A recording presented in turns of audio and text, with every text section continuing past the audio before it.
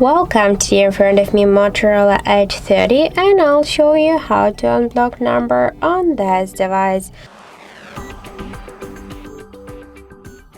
So let's just first do the phone application, and after that tap on the right upper corner then click here to the settings section and click to block numbers.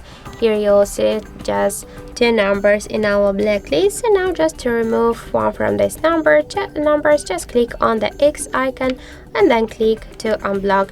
Now we can see the message that this number unblocked successfully.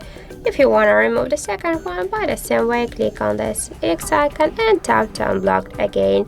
So that's it. Thank you for watching, and if you find this video helpful, don't forget to leave a like, comment and to subscribe our channel.